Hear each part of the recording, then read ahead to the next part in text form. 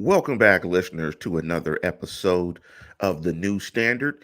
And you're checking out The New Standard on August 6th, 2022, crisply at 8:30 a.m. Pacific Standard Time. As always, want to welcome everybody to the show and want to give a big up and say hello to my partner in crime to my left, Neil Coulong. What's up, Big Neil? It's a good day, Lance. It's a good day. Camp is well underway. We've seen a lot of things. The pantry of content of stuff to talk about has been filled. We've got a lot. Let's get going. Nice. The pantry of content. You've been on a hot streak the last few weeks. I know that the season has started. The pantry of hot takes, the segues. You're just on fire, Neil. You're on fire. And if you You want to know it. join, and if you want to join the experienced Steeler fans, make sure you check out the program. 8:30 a.m. Pacific Standard Time on Saturdays. We're going to do this time, I believe, up until the season starts. Then me and Neil will put our heads together and figure out what we're going to do. But we're definitely going to do a post game. We're going to figure out what day we're going to do to break down the upcoming game. But we're definitely going to do a post game for sure. So you can always catch the show on YouTube. Do a search for The New Standard and Lance Williams or Neil Coulong. You can also catch the show by doing the same similar search on any podcast feed or do a search for The New Standard and Lance Williams. Before we jump into the biggest take of the week, we're going to briefly talk about the Deshaun Watson, but I want to tell you that this show, the title of the show is Can the Steelers Defense Carry the Load in 2022? But before we do that, I want to send my condolences out to a giant in the sports world, to Bill Russell. And I want to send my condolences out to the family of Vin Scully. Although I'm not a Dodger fan, I grew up listening to Vin Scully like every day. I grew up listening to Chick Hearn and Vin Scully.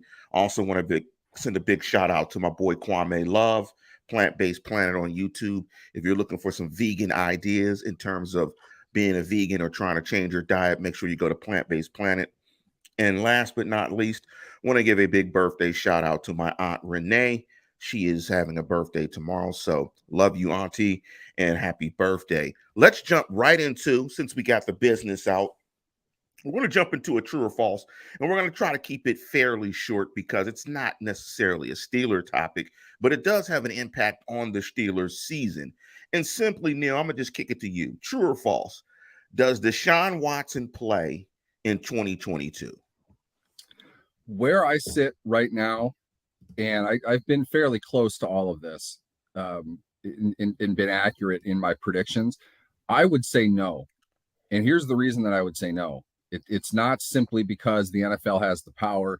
This is going to be ruled in favor of the NFL in their year-long suspension request that will be likely, my guess, likely honored by, I'm digging for the name and stalling for time. I don't have it in front of me. Just a former DA, I believe, or Yes. Attorney General for New Jersey, who was a part of writing up the CBA to begin with and yes, his work within the NFL. I would imagine it would be a year. I could see it going to 12 games. The big thing the NFL is going to want out of that, Lance, is a fine. Yes. The problem with the whole Watson thing is the fact that he's only going to pay chump change in terms of money lost. Robinson did not issue a fine, really, because there's no precedent. The NFL needs to set precedent that they can fine as well. And this is just an odd situation in which you have a player of massive value who was acquired by trading a generation's worth of draft picks and then given a massive contract. That contract doesn't come in the form of base pay until next year. That's normal, by the way, just so everybody knows. This is not the Browns or Watson trying to get out of anything. That is normal. TJ Watt had the same base salary in the first year of his extension. All big extensions would be built like that. That's not a surprise. But if the big thing, Lance, if he doesn't serve whatever the suspension is this year, whatever games he misses next year come at a significantly higher price. 6 games this year, $365,000 in lost pay. Next year, over $15 million. This year, $1.35 million for the whole season. Next year, over $44 million.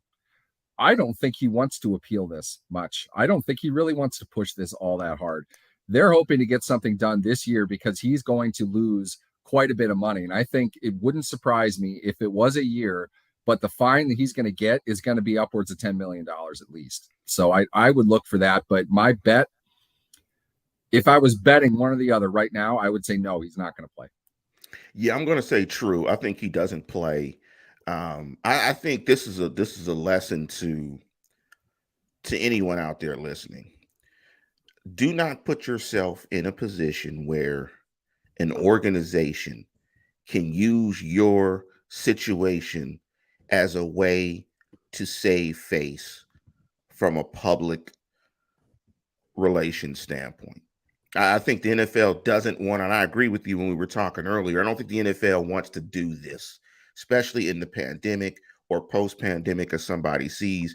I think the NFL wants to get back to a regular season of football where teams are preparing like they normally prepare, so on and so forth. But this is an opportunity for the NFL to really try to resuscitate its image with women and its inconsistency in terms of how it's dealt with player discipline. And so I foresee that Deshaun Watson is going to absolutely do the year. And that's going to have a significant impact, of course, on the Steelers in terms of their ability to win the division. But in terms of the Steelers, let's jump into some of the news and notes. And the first thing I want to do, because the two big things I think that occurred in terms of news was the signing of the two contracts of Deante Johnson and Chris Boswell. And you did your Neil Stradamus last week, and you correctly predicted that Chris Boswell was going to get a deal. Speak to Chris Boswell's deal. Any surprises there? No, not at all. For me, I probably would have predicted it within maybe 10% of the value that he got. He's a top kicker in the NFL. I don't want this to break this into the standard cliche argument of who's better, him or Justin Tucker. Tucker's an all-time dude. There's no doubt. He's a Hall of Fame guy if you put kickers in the Hall of Fame. Boswell is not very far behind him. He really isn't. Tucker's been doing it for a decade, which is insane for a kicker. Boswell's been doing it for half that time. That's also extremely rare. You don't see that much success coming out of a kicker in the NFL.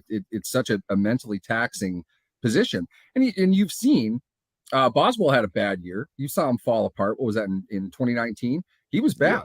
He had a bad year. He was lucky to have been brought back. Ironically, it's probably because he got an extension before that season. So you hope that's not going to be the case now. But Boswell is an all-time type of guy. I think he's the best kicker in Steelers history. One of the best stories you'll ever hear. He turned himself around. He's done very well up to this point, and he earned every dime of that extension.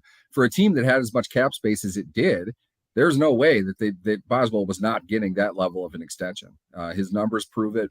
He kicks in a rough stadium.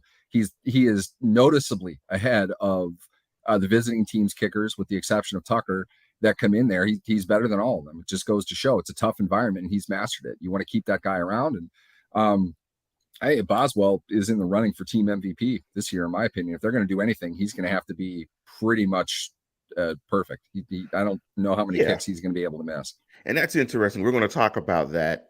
That's going to be another true or false that I ask you at the end of the show. Chris Boswell, I think you're correctly right. I think Boswell, if I looked at the Steelers, Boswell was probably the third best Steeler after TJ Watt and Cam Hayward. I would put Boswell third, Minkah Fitzpatrick probably fourth. Let me give you guys the particulars on the contract. He signed a 4-year, $16.8 million extension. And according to our friend of the program, Ian Whetstone, Boswell received a $6 million signing bonus and a $1.295 million roster bonus at signing. And if you look at his cap charges, his cap charge in, they don't have his cap charges in here. But anyway, in terms of APY, I believe he's 8th in terms of place kickers in terms of APY. But I think overall, the 4-year portion of the deal that was added is around the same amount. I think they said of Justin Tucker. So I think you're right. I think Chris Boswell, definitely better than Roy Jarella, is probably the best place kicker because they got, what's his name? What's the other Hall of Famer the Steelers have? But they got him later in his career. So I don't think Hall of Fame kicker.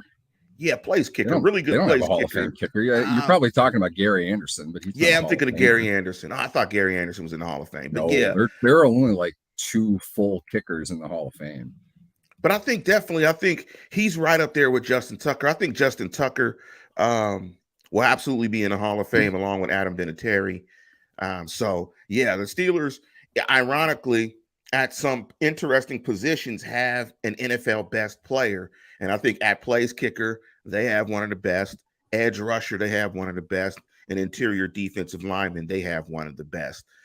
Hopefully, moving forward, they'll have a really good quarterback and a cornerback and some other positions that really count towards football. But let's some jump perhaps into more valuable positions. yes, It's great to have a good kicker. You want a good yes. kicker anytime that you need a good kicker, that's for sure. But it's really hard to stay at that level. That's why you don't see many of them getting paid overall.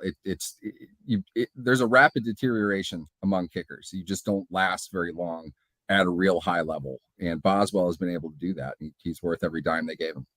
Let me give you the particulars on the Deante Johnson extension. He signed a 4-year. I think this is not correct here. There's a lot of different interpretations of this. Let's just say this. He signed an extension, and looking at the extension, the contract value is $36 million. What's fully guaranteed is $27 million. Right now, his APY is around, I think, 17th, and that's average per year. His cap charges in 2022 are $7.6 million, 2023, $13.8 million, and in 2024, it is $18.4 million. When I look at, in terms of APY, when I look at some of the names, when I pull the names here, Tyreek Hill is number 1. Devante Adams is 2. DeAndre Hopkins is 3. Cooper Kupp is 4. AJ Brown is 5. Stephon Diggs is 6. Metcalf, who just recently signed a deal, is 7. Debo all is those 8. guys except Diggs have recently signed. Terry McLaurin 9. DJ Moore 10. Keenan Allen 11. Mike Williams 12.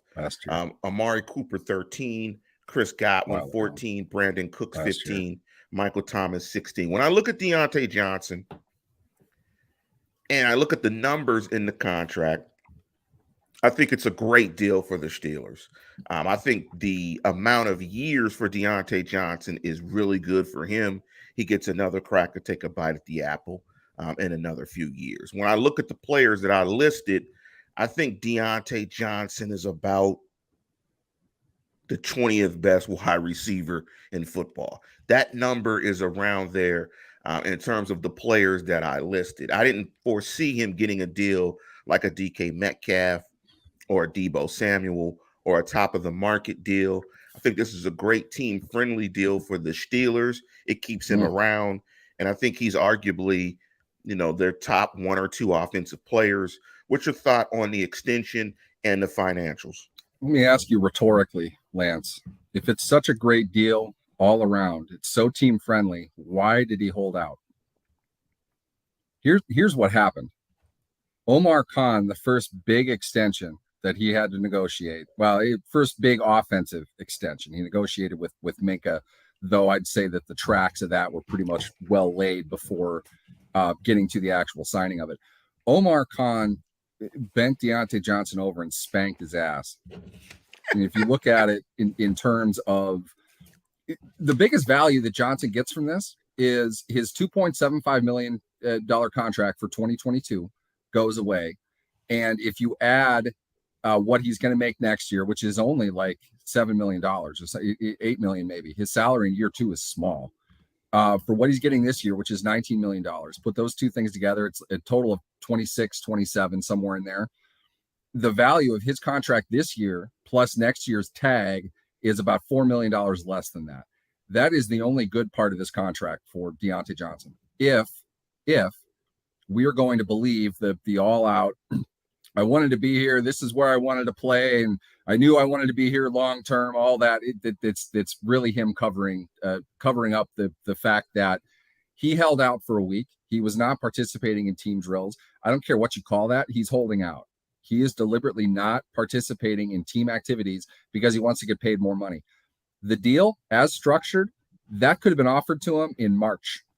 If he would have signed it in March, he didn't need to wait this long to do it. On top of that, the team has him at, they're throwing some money at him this year. They're not paying him anything next year in comparison to the market. He's not getting anything next year. The year after that, they're completely upside down. In year 3 of it, he's got an $18 million cap charge, and he's only making like 13. That's a huge gap. You don't want to have that. What that gives a team the opportunity to do is either trade him if they have any value or cut him.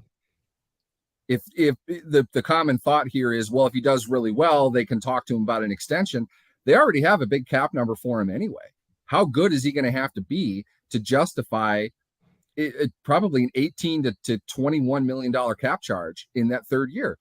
Keep in mind, they just drafted 2 wide receivers. One of them can't be praised enough the way that it seems that he looks. George Pickens, we've known the level of talent that he has. We know it more than anything. My opinion, there are many people who are going to agree with me on this, but my opinion, George Pickens is a top 15 draft prospect if he doesn't tear his ACL. Don't buy into that. He got into a fight crap. That has nothing to do with anything. If he was healthy, he's a top 15 prospect. Talent-wise, he's a beast. I don't know how he fell as far as he did. Maybe it is the fight thing, but ridiculously short-sighted determination of his ability to be on a team if that's the case. The Steelers struck gold with him. They don't need Deante in 3 years. So they're saying, we're going to pay you for 2 and you're gone in year 3. If Deante feels then that he gets some time with the team that he wants to be with, he's signing for lower than market right now. He's saving himself the franchise tagging next year. But by this, he's going to enter the market after having been paid $8 million the previous year. Guys like that don't just jump up to 26 or 27 million, which is where this market is going. Tyreek Hill gets it now. How much money is Jamar Chase going to make when he's up? Justin Jefferson. Those guys are going to be in the 30s easily. There's no question about that. Deante is not going to profit incredibly with another team if he gets cut by the Steelers when he's only scheduled to make $13 million. That's cheap. So he's not benefiting from this nearly as much as many people think that he is. The Steelers spanked him in this deal. And I promise you, if they were open to contract talks with Deante Johnson in February and March, this is the exact same offer they gave him then. Deante even alluded to that. And if that's the case, he held out for absolutely nothing. No reason at all. He got worked. It's a very team-friendly deal. I'm glad he's going to be there. You've heard me talk about Deante Johnson a lot. I really like Deante Johnson as a player. He's not DK Metcalf. He's not Deebo Samuel. We know that. It's good to have him around, but clearly the team does not value him in a long-term way. In fact, add this. He gets a little bit more money on top of his cheap last year 3rd-round draft pick contract plus the tag. He gets a little bit more money than that. And on top of that, the next best thing for him, he becomes the first player since Antonio Brown, the only other player than Antonio Brown since about 2005 to get a multi-year extension as a wide receiver with the Pittsburgh Steelers. And they gave him 2 years. That's how little the Steelers want to give extensions to their receivers. You need to be an all-time dude like AB was if you want to be able to profit like that. Johnson isn't on that level. He's lucky to have gotten what he got. I think they're happy with that, but he's not a long-term guy for them. You know, I think also a part of that is the Steelers have confidence in their ability to scout the position and they absolutely develop should. the position, and they should. So if they do one thing well, that's it. If there's only one thing they do over the last 18 years, exactly, is they do wide receivers. So Deante Johnson will be a Steeler for the foreseeable future for the next couple of years. Let me ask you a quick true or false. In terms of Deante Johnson, I think part of what Deante Johnson did too as well is that I don't know if you can bet on yourself. You didn't know if he was going to get franchised or not. He was probably going to get franchised. And going into this, Khan told him, and going into this quarterback situation, you better get the money right now before your numbers dip precipitously. And that's what I want to ask you. True or false? DJ has a better year this year than last year. That's going to, it's similar to what part of the contract you want to look at. Do you want to look at APY? Do you want to look at guarantees? Do you want to look at just bonus? Do you want to look at length? Lots of different ways you could look at it. Better, I think Deante Johnson is a very good NFL wide receiver. I think he can make more plays than he's been given the opportunity to make. And I think that's going to be open to him a little bit more. I do not think he's going to get 165 plus targets. That's his biggest asset as far as his negotiation goes. You gave me the ball more than anybody else, and all but 2 players in the game. I got the ball more than them last year. You should pay me in what's commensurate for the fabled number 1 receiver, for whatever that means. You can't argue that Deante Johnson is the number 1 receiver. Throw him the ball 10 times a game. He's obviously a very centered part of his offense. George Pickens is a dude. He's the first dude this team has had in quite a while. Don't tell me Chase Claypool is a dude. He's not. Okay. He's going to get the ball. I think Pat Freiermuth is solid enough to get a few more targets than he got last year. I think they're going to throw to Najee a little bit more coming out of the backfield. That's more of the offense that Matt Cannon is going to implement. And they're going to have more of an RPO focus, which is shorter stuff. Deante will get the ball. I think Deante will do very well. I don't think he's going to get as many opportunities in terms of targets. I do think he's going to make bigger plays. If by the end of the year he's at 12.5 yards a catch and he's over 100 catches, it's a steal. It's a home run and a fantastic way for Omar Khan to really accentuate the first year, the first offseason in which he was totally in charge of contracts and personnel. I think in ways he will be better. I think statistically in some ways he'll drop off. This is, of course, assuming he plays the regular amount. Call it, he played 16 games last year, so maybe 16 games again. I think 100 catches. If he can get to 1,200 yards, I think that's great. I think he might score a few more times, but he's going to make more splash plays than he did previously because they're going to have an offense that can set up the deep ball a little bit better. Stop stealing my thunder, Neil. I'm just going to say that I think we're right here. I think he gets fewer targets. I think he gets fewer catches. He's going to have fewer yards, but the yards per catch or yards per reception increases by 3 yards, 3 to 4 yards. I think he's going to have a better year, but it's going to look different because he's not going to get the volume. Right now I'm doing my seasonal rewatch, and I always like to do that to try to refamiliarate myself with the team and see if what I think is really what I think. And when I'm watching the game, he just got fed targets. He just got fed targets. It was essentially like Ben was like, "You're the only guy I trust. We're throwing it before this sticks anyway. So I'm just going to throw you all these balls where the ball travels 5 yards." Ben doesn't even have a Juju at that point. Keep that in mind. There was nobody else catching the ball. So all of Juju's targets, right? Like he took all of Juju's targets. So it was probably a stat anomaly season for him in terms of volume. Maybe. I don't think it was a bad thing. I think Deante Johnson made hay out of the opportunity that he was given, and good for him. He's a Pro Bowl replacement. I think that was valid. He didn't make enough plays because he wasn't getting deep targets. They didn't throw the ball deep. He beat Jair Alexander, who I won't get into the technique issues that he had with that play, but he beat him deep against Green Bay in the first series. He scored a touchdown. Johnson can beat you off the line with his feet and with his balance. He is an excellent technical receiver. His release is great. Yeah, he's very good. He's not strong. He's not big. As my colleague Doug Farrar highlighted for us on Touchdown Wire the other day after the contract signing, might not be the toughest guy in the league either. There might be some alligator arm issues. You might see that. He's dropped a bunch of passes, which are fundamentally bad in a lot of ways. I don't expect that to continue. He's going to put that together. He is overall a good receiver. He's not a great one. I don't think that's I don't think that's a bad thing. I think Deante Johnson blocked me on Twitter for saying that, but I think it's true. I think that's what now he has the contract to prove it. And I know you're going to hate this, Neil, because I'm going to use the dreaded number one wide receiver, but I'll just say I'm going to say premier player at the position. I think you can clearly see when you look at Deante Johnson that he is a great complement to a wide receiver room. He is a guy that you can line up in different places in the formation and do different things. You put him with a really good slot guy and a really classic big physical X wide receiver, you complete your wide receiver room. But if he's your Haas, then you don't really have a Haas. I mean, that's kind of all we're trying to say. We're not The saying he's a bad Haasless player, team.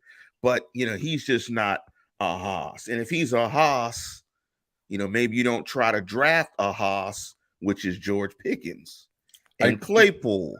There are So 20 teams should have drafted George Pickens. I never even considered him an option for the Steelers. I've yelled about this since April, but it's like, oh my God, he's still there. I didn't think that he was. I look back to see who drafted him. He should have been a late first round guy. I have no idea. And that's with the injury. No idea why he was still available to the Steelers, but that dude's gonna blow up. Now I know we're 25 minutes into the show and we have still not gotten to the topic, but this is the best stuff we do. Yeah, but this is we've got some news here. We have people actively telling us they're leaving right now in the comments. All right, we'll see you. Well, they got the best. They know what's coming. So it's terrible. Let me ask you this question real quick, because ESPN put an article out here about the best players ever at a position. Of course, this is great stuff you do in the off season to whatever. Let me ask you real quick though. They had Mike Webster listed as the best center overall. You agree? True, false? Mike Webster. I think that's fair. He's a GOAT center. That's fair. Let's keep in mind to establish what we're really talking about here. Webster being the best, as in he was better than his peers by a wider margin within his era than Jason Kelce is today, for example. Jason Kelce is 20 times the center Mike Webster is. If you want to compare the two, an average NFL center is going to be much better than Mike Webster today. 10 times the athlete, considerably bigger. It's evolution. You cannot compare them apples to apples. Within Webster's generation, Mick Tingelhoff probably would be the second guy you come up with. Webster was noticeably better than Tingelhoff, who was also a Hall of Fame player. I think that said, when you have competing Hall of Fame centers and Webster's getting the nod more often than not, they played in the same conference and Webster was their guy. Overall, I think that's fair. I'd say Webster. Yeah, I thought, interestingly enough, I could agree with them saying Webster. I thought Dermontti Dawson got some votes. See, then there's another twist to it. Because to be honest with you, talent wise, Dawson 10 times better than Webster was. Yeah, I thought Dawson was a freak. Yeah, I thought Dermontti Dawson was the best Steelers center. On the defensive side, they listed. There's some interesting names. Aaron Donald was listed as the best tackle. Joe Green was runner-up with 5 votes. See that. I can understand that. Ray Lewis was named. Piss some people off, but people need to truly understand how historic Aaron Donald is. I mean, my God, that guy he's above and beyond. We haven't seen a guy like him. Lambert was a runner-up along with Dick Butkus and Mike Singletary at linebacker. Behind Ray Lewis. I don't know about that. But they had Ray Lewis was the GOAT. Deion Sanders, they had as the best corner. Runner-up, they had Rod Woodson. He got 5 votes. Corner. Safety, Ronnie Lott was voted number 1. Wow, it's interesting. They had Brian Dawkins got 4 votes. Troy Polamalu got 2 votes. The Dawkins love. Don't get me into that. But Ronnie Lott was not a better safety than Ed Reed was. Don't even try to tell me it's not even close.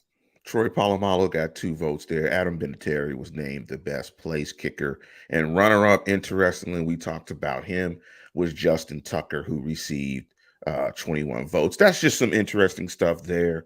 But let's jump into the main topic of the program. And can the Steelers defense carry the load in 2022? And I think I wanted to broach this topic because I think as we look at this team, we feel like, well, the best players are on the defensive side of football. And this really looks like a team that is going to have to carry the load on the defensive side of football. So I wanted to ask a couple of questions in terms of trying to address some stressors to that point. So are there some pressure points when you look at this defense as to will they be able to carry the load?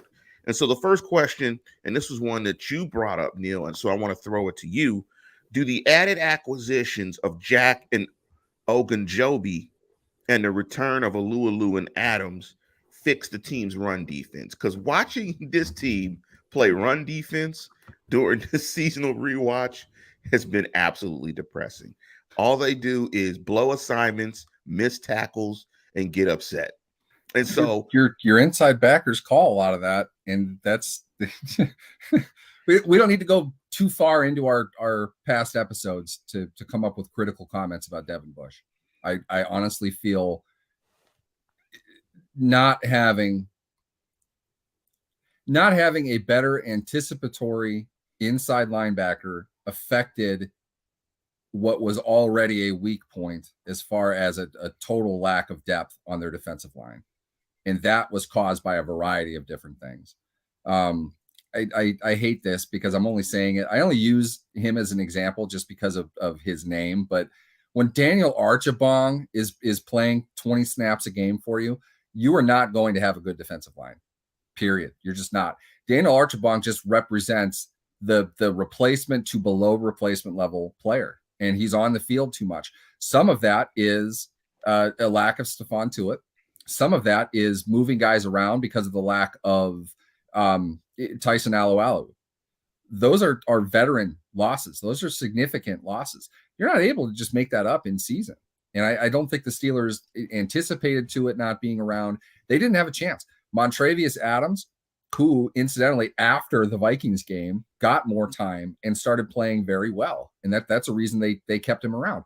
A great acquisition. Unfortunately, he probably was signed a week or two late. He needed a little bit too much time to get ready to save them from themselves. But the slide that you're talking about, which was definitely epitomized in the Vikings game, which I agree with you. Your text to me was something to the effect of, we haven't seen him play this bad in 20 years. It was horrible. That was an awful game. Rarely have we seen them play that poorly. Two of them might have been last year. I'm not going to get into that, but they have fixed the depth issues along their defensive line. They brought Adams back, who will get a full training camp, full preseason, and he'll be ready to go. Alualu is back. They've replaced the absence of Tuitt. I think it's filled by a variety of more experienced players now, and the addition of Ogunjobi. I think that's important to the rotation. A big part of their issues as well. Keep in mind that Vikings game was played on the road on a Thursday night. So Cam Hayward, who played his ass off the entire season, had no rest and went into that game against a run-heavy team and an all-pro running back. And Cam was dead. One of the worst games I've ever seen Cam play was against the Vikings. He was awful. And I'm going to suspect it's because he was completely drained, because he had to save the run defense up to that point. And they lost it. They fell apart. I feel the signings that they've made have made them a better run defense. We're not going to see the Vikings game again. I'm sure that was heavily emphasized and is right now at St. Vincent's as they look to rebuild a team that used to be able to stop the run really well. They're going to get that fixed. And I think the additions, the guys that they brought in, DeMarvin Leal is another one. The guys that they've brought in are going to help with that. I think you're right. And when I'm looking at Football Outsiders currently, last year, I should say, not currently, the Steelers ranked 27th in DVOA in rush defense. The worst team in the National Football League was the New York Giants. And I think the Steelers can't be any worse. I mean, I think they gave up 5.2 yards per carry last year. And you could clearly see, I think you're right, there were some depth issues. And they just weren't playing talented guys at some point in time up front. I think by default, there is no way they can get worse. They will absolutely be better. I think the main thing, when I'm thinking about it, I'm thinking, do they make a big enough jump in terms of how they play run defense to really carry the load? I think I could see them jumping from 27, maybe to around 10, 11, 12. And the question more so, and I'm going to throw it to you, is that enough does the jump in terms of the acquisitions that you named in terms of run defense, would the ranking have to jump significantly higher for them to carry the load? Would it have to jump from 27 to top five? Top five last year was the LA Rams, Baltimore, Indianapolis, San Francisco, and New Orleans in terms of rush DVOA. So I think it can get better, and I think it will get better. I think the question overall, and I'm going to toss it to you, is how much does it have to get better for this defense to carry the load and really give this team an opportunity to win and to stack wins? If we were to put it together overall, you just reviewed last season. I believe, correct me if I'm wrong, I believe there were at least two games, two losses that were largely due to a complete and total lack of run defense. Probably Chargers. Chargers and Vikings are what I was thinking. Somebody else chime in. Maybe there's another one that I'm forgetting about because I've blacked it out in my mind at this point. Good for me in therapy. What we saw over the last half of the Steelers season, it was a unit that just couldn't stop the run. That, though, it brought in more of a focus from the opposition to do that. Now, what's funny to me is this is why I was convinced with all the talk with tanking, Lance. I think the Browns were tanking in week 17 when they decided to not run the ball against this team. They had Chubb back. They didn't run. There was an agreement. Injured Baker throw his way into not being on the team next year, I guess. There was an agreement in place. There were unnamed personnel. The Athletic cited this a couple times that legitimately thought the Browns were trying to get Baker to play poorly enough to justify them not bringing him back next year. And watching that week 17 game with that in mind, you'll see exactly what they're talking about. That was the dumbest game plan I've ever seen. It was horrendous. And the Steelers ran all over him. That was Najee taking over for once. He finally reached 100 yards in that game. Cleveland wasn't trying.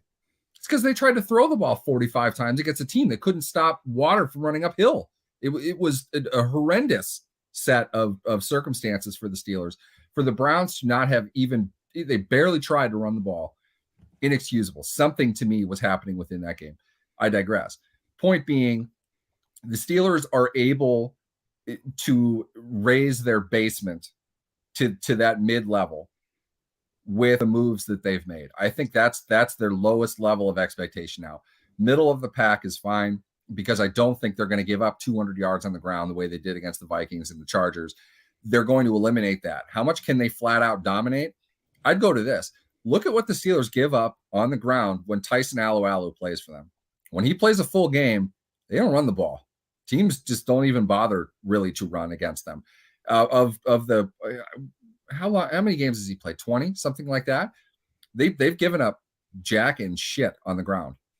Alualu, if he is back, if he plays consistently, he's going to be a catalyst for that run defense. They're going to have sub-package play to help get ahead on early downs. He's a significant factor in raising that rank, and I think you'll see it go up. Whether it'll be top 5, I don't know. Volume stats contribute a bit to this, sort of with DVOA. Not really. Some areas I think you'll see them pretty high, and I wouldn't be surprised if they're number 1. It's just you never know. One game really kind of throws you off in that regard because teams don't run the ball all that much. There's fewer opportunities. Teams will give up 12 yards a game on the ground if nobody runs, and it's not impossible that happens anymore. Let me kick it to DVOA too in terms of, and this is another question I want to ask. In 2021, the Steelers' total DVA slipped to 14th from number 1 in 2020. In terms of ranking, in terms of carrying the load for this team, what does it need to be this year for that to happen and for them to compete? Do they have to take a jump back into the top 5 in terms of total DVA for their overall defense? I think so. Couple train cars attached to that, though. The reason I feel that they need to be at that level, and it's not as simple as if they're this, then they're this, but they need to play high-level defense. They need to take the ball away, and they need to force it at most long field goals, because really what we've seen in camp up to this point is everything we've been talking about this whole offseason, Lance. They're not a good offensive team. they're not going to make, huge strides in that regard. I think they'll be better because Ben Roethlisberger's corpse is probably not better. God, this hurts to say. He's probably not better than some variation of Mitch Trubisky and Mason Rudolph. Trudolph is probably a better option than Ben. I like that one, Trudolph. Over the I like that. Stupidest thing I've ever said. It's probably a better option overall physically than what you saw of Ben. My problem is Trudolph doesn't know what it's doing most of the time, and we have years of examples of that. So you're going to get a few more points, I think. The games last year, they could have scored 24. Maybe they get 30 in a few of those games. But they're going to have 16, 17-point games too. So I overall, you're not going to win with that level of Pickett Trudolph. You're not going to win with that level of inconsistency on the offensive side, even if your defense is lights out for 17 games. And as you and I have discussed many times, you can't do that in today's NFL. You're not going to be a dominant defensive team 17 straight games. It's just, it doesn't happen anymore. When I'm looking at it and I'm thinking about the question, Football Outsiders doesn't have like a turnover metric or something. I don't know if they need to be top 5 in terms of total DVA. What I would say is they need to be consistently good. So there doesn't need to be a high level of variance in their play. And they need to be an opportunistic defense. They need to take the ball away. This is going to be an offense, I think, that needs more than the average amount of possessions to be successful. So I could see if the Steelers make a jump from 14 maybe to, top 5, top 7, but within that jump, they are back to 2020 numbers when it comes to turnovers. I think they're going to have to really sizzle and really cook when it comes to turnovers. Let's switch to the secondary. And this is a question that I threw out there. So let me ask you, Neil, does the added acquisitions of Levi Wallace make this secondary better? I think so. I think Wallace is a solid veteran player. I think he can do a lot of different things. I think more than anything, the overall vibe you get with the moves that they made defensively this offseason, along with where they were last year, there is, to me, a clear and obvious picture that's being painted here regarding depth. Depth is not important for just injuries. Depth is important for specialty situations. You can draw up more stuff if you have more guys to go deeper into different packages. There'll be times where you want just, Hayward and Watt on the line, and you have basically beyond that 9 defensive backs. When you have that kind of versatility, there are a lot of other things that you can do that an offense is not going to be prepared to see. The more time that you have with more guys to understand what you're trying to do, to implement more packages on defense in particular, the more dangerous you're going to be as a defensive team. One screw up for the offense kind of throws everything off. Defense can play, swarming kind of football and just go to the ball and try to make a play on it. Offense is all coordinated. You've got to have all 11 guys working on the same idea of what everyone's going to do. Defense, you're reacting to it. So if the offense is not able to do what it's supposed to do because the defense is in their face doing stuff that they didn't expect them to do, you eliminate that element of surprise. And that slows your offense down incredibly. I think that's what the Steelers defense is trying to do. I think that's why they signed they retained one corner and then retained 2 corners and then signed a free agent corner. They don't do that often. They're looking to go really deep with veteran play at cornerback. I think a part of that, and they didn't, keep in mind too, they didn't get a veteran safety unless you want to count Miles Killebrew, the special teams player, which I don't know, I guess maybe, you could look at that. But overall, their depth, their veteran depth in their secondary is going to be a strength because all of them are going to get used. You're not going to have, 2 cornerbacks playing 900 plus snaps. You get all of them in there playing actively and consistently, you're able to do a lot more things. And I really think that's what Terrell Austin wants to do in this season. Interestingly enough, when you look at the Steelers' past DVOA, it was 8th last year, but some of that might have been due to the fact that they couldn't stop the run. So Why would you take risks when you could just run it down their throats? And when you're talking about Witherspoon and the retaining of Witherspoon, I got this from ESPN that he allowed a passer rating of just 20.2 throws into his coverage. What happens to this defense if Witherspoon becomes the Witherspoon of old? And do you think that with the addition of Wallace again and Witherspoon, um, can they kind of stay at that number 8 DVOA? And to carry the load, does it have to get even better? And for this to carry the load for this team, what would it have to improve on in this upcoming campaign? I think if you want to succeed defensively, 10,000 foot level, it's reducing snaps. That could mean more 3-and-outs. That could mean more interceptions.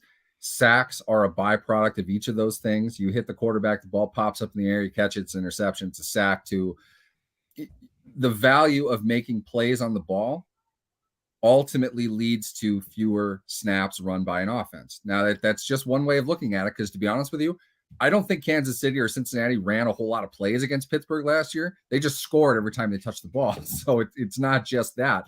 They have to do things with the opportunities that they have. The longer a defense is out on the field, the worse they tend to do. So I think that the value of that depth is bringing in more guys to create more chaos and confusion to get the ball, or have the quarterback hang on to the ball too long, not advancing down the field in a way that would produce points. That's the key thing overall. I think they should be able to do that. I think they have the ability to do that. These are not, Pro Bowl level guys, and they don't need to be. They're not being paid like that, that's for sure. And both of them signed 2-year deals. So they don't see their market as that.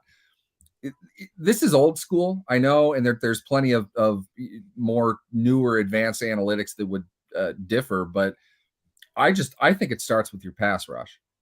I think your secondary is a byproduct of your pass rush. Your secondary can confuse the quarterback, but the edge rushers and your interior rush stop the quarterback. They're the ones who screw the quarterback up. Making a play on the ball in the air is great, but getting the ball off means there's a chance the opponent's going to catch it. And this is really a league that it caters almost exclusively to guys catching the ball. Look at the salaries. Look at the stats. They want completions. It's a completions league. The only way truly to disrupt that is to hit the quarterback.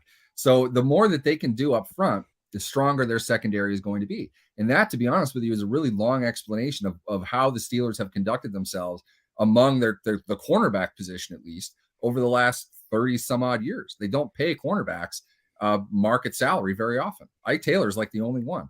The receivers don't really get it either, oddly enough, but the cornerbacks are typically like Levi Wallace. They can be good players. We've seen Ahkello Witherspoon play well. You hope that he continues to do that. But you're right, and that's an excellent point that Steelers fans don't remember. Ask any Seahawks fan or 49ers fan what they think of Ahkello Witherspoon. They're going to give you a completely different and fair perspective, because he was pretty bad with them. Whatever happened in Pittsburgh, great. Let's keep in mind, though, he didn't play for the first half of the season, and there was a reason for that. So whatever happened with him, great. We're excited. I'm not 100% convinced he's their guy yet. I don't think they are either. And I think that's why they signed Levi Wallace. Your explanation of defense I've always gone back and forth in terms of what do I think is more important. It's tough. It's a good debate. It's tough. And I've gone back and forth, but I think you're right, because the way the rules are, you can't play corner effectively consistently. You just can't do it. You're at a disadvantage. Even Ramsey gets beat. Ramsey's an all-time guy. And I was thinking of Ramsey getting beat in the Super Bowl. And so it's set up for you to get beat consistently. So I think I'm going to lean towards pass rush. I think pass rush, you want to affect the quarterback. You cannot survive clean pockets. You cannot. Yep. You give Jimmy Garoppolo clean pockets, he's a Hall of Famer. You cannot survive clean pockets. If you got clean pockets, you're going to give a 50. Just point blank. You could have Deion Sanders. And to be fair, clean pocket is something that is as much attributed to the quarterback as it is to the offensive line. For every Joe Burrow stan out there freaking out about how good he is, he ain't there yet. That Let me that's ask not this his last strength. question in terms of carrying the load for this team. What happens if Devin Bush does not become Devin Bush again for this defense? God Does help this us. does this run defense look like last year? Can they survive with Spillane possibly playing more downs? What does this defense look like? And in terms of carrying the load, if that pressure point busts, if Bush can't be Bush, what does this defense look like in 2022? First off, I'm not even sure what Bush is.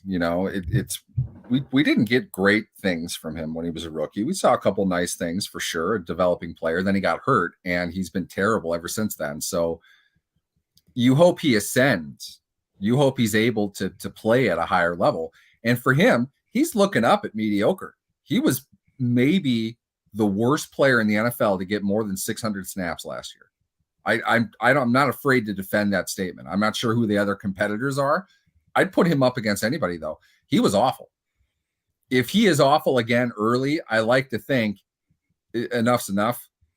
Put his ass on the bench, send him packing in the offseason, make him play special teams. All I know is Robert Dam Spillane should not be competing with Devin Bush for playing time. And that's what's happening right now. That's not a good sign. I'm not hearing good things from Bush out of camp. People who were there, people who would know, not hearing good things. Everything you just said, Lance, I think is something that it needs to be considered. I think there is a problem brewing here, and it's not a good one. If he can't play, though, they can't give him the rope that they gave him last year. They just can't. They got to get him off the field if he's showing that he simply can't do it. It's too late. He's been given way too many opportunities. Think of it like this. The Jarvis Jones mistake, that was like playing him as many snaps as he got. That was like necessity. He got over 1,800 snaps in 4 years. That was out of necessity. They had to play him. They don't have to play Devin Bush. Okay. Spillane can be a below average NFL linebacker too. It's fully possible for him to do that. So they have an option there. They brought in the veteran Jack, who hopefully can play 700 plus snaps as well. And again, going back to this, they're deep enough in the secondary that they could play with two linebackers, and we don't have to worry about one inside linebacker with an outside guy next to him if they need to. They have given themselves options. There you go, big nickel too. So yeah, I think really they've prepared themselves to put Devin Bush in a position to succeed, but they've also prepared themselves for the possibility that he's not anything and he's not going to be a player. They can't count on him anymore. What's up, Christian? And we know Christian, and Christian brought up a great point about, and we talk about it all the time. And big up to Christian. Christian's a long-time listener of the program. Thanks for the support, my guy. The question in general is very hard to do for a defense, for a team, for carrying the load. But I think we clearly see on this team, the talent is clearly on the defensive side of football. And for this team to have any opportunity to go to the playoffs or be very competitive, the defense is going to have to play A ball for the remainder, for large stretches of the season, which is very hard to do. Interestingly enough, while I was doing this rewatch, and this is why I do the rewatch, something kind of hit me, and I'm gonna ask it to you in a true or false, Neil. I'm gonna do true or false here with this. I watched the Titans game, and the Tennessee Titans game was very interesting. Scrappy game. Steelers win that game. A lot of turnovers. Very, very interesting game. They ran it pretty good. Derrick Henry, of course, didn't play in that game. They stopped the run pretty well in that game, ran it okay. It was pretty gritty game. They get some turnovers in the game that really changed the game and how the result ended up turning out. Low scoring game, 19-13. Tannehill was Tannehill. Is that the blueprint? True or false? The Titans 2021 victory. Is this the blueprint for the 2022 season? I hope not. I hope not. You play that game 10 times, the Steelers win one of them. That was the one we saw. It was maybe the most impossible win we've ever seen them play. I stand by that. That made zero sense.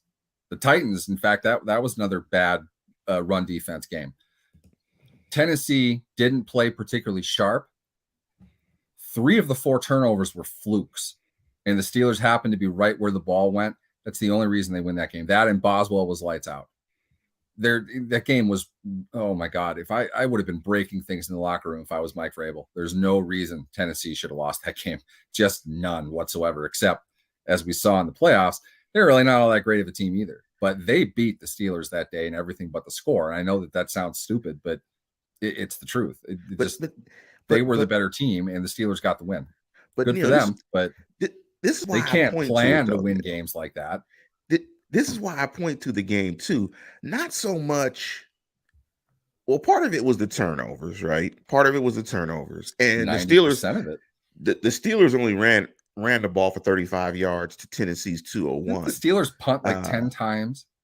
I'm going to tell you. I'm going to get to like that. 7 plays a drive. It was just ridiculous. The thing that really stood out to me, though, it was the fact that they got the turnovers. The score was low. And the quarterback play was inconsistent to bad. In that game, Ben was 16 of 25.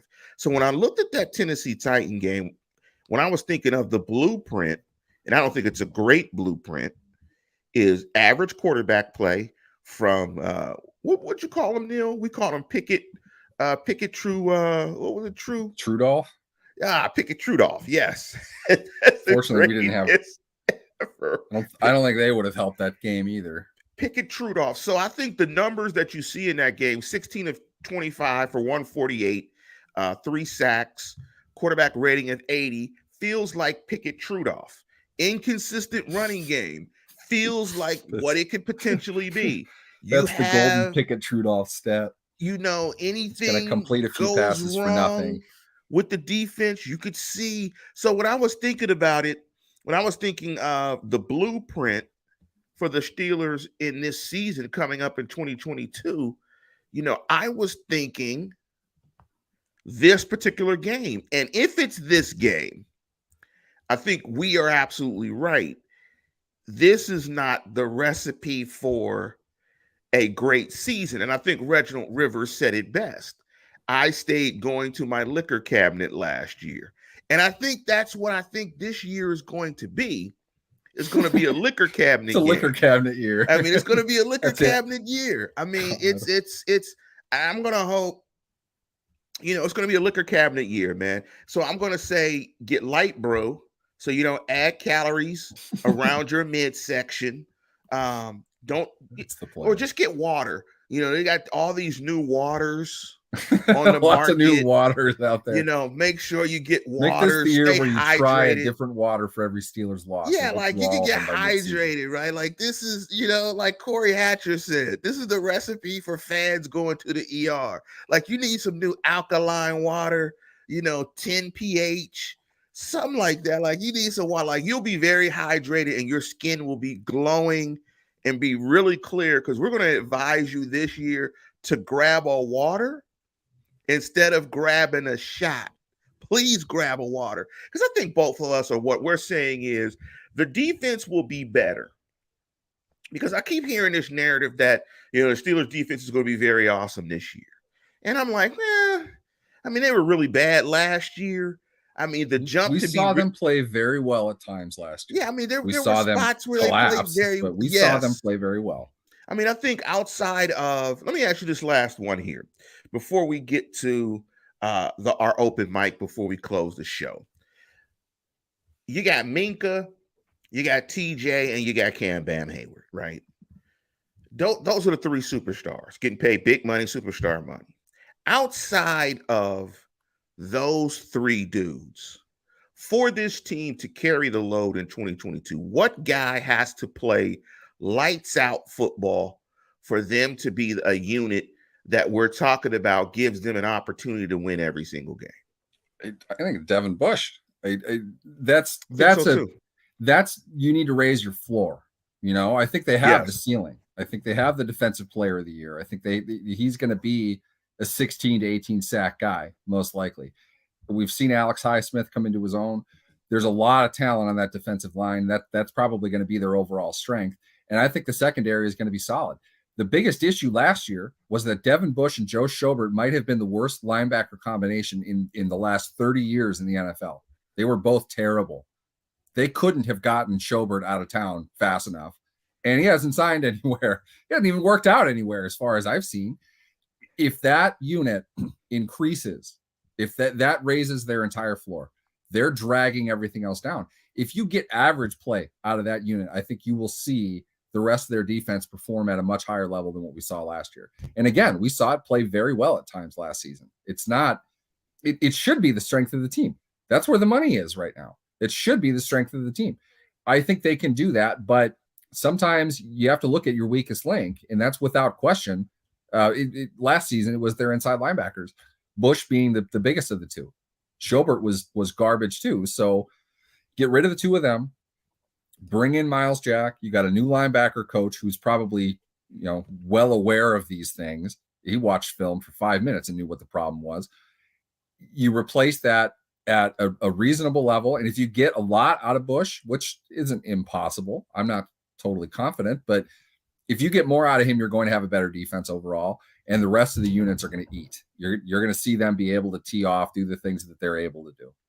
I'm going to say, just not to agree with every point you make in the show, but I think that's Everybody a solid should. point. Neil Stradamus, everybody should agree with Neil. Everybody loves Neil. Anyway, I'm going to say Witherspoon. I'll never hear again. I'm going to say Witherspoon. I think if Witherspoon plays to where he played last year, when they talk about that really good stretch that he played last year, I think when you put you put Minka back there, you put Witherspoon back there. If you have one dominant corner back there, I think it really helps too with this particular pass rush, because the pass rush has been hot. But I think overall, when you look at this defense, if you rewatch the season, the biggest issue was clearly their run defense. They could not stop the run whatsoever. And in last segment, the open mic segment, here we talked about the backup running back position last year. And this is an interesting quote from Mike Tomlin, because we basically said the backup running back position, there is no backup running back position. But the backup running back position is simply Najee Harris getting less carries. This is what he said about Benny Snell. And if this is not an offhanded compliment, I don't know what else is. He said he's done a really good job of understanding NFL conditioning. Okay, wait a minute. Then he said that's gradually improved over the course of his time here. I'd be remiss if I didn't mention that. This is his fourth year, isn't it? Yes, let me finish.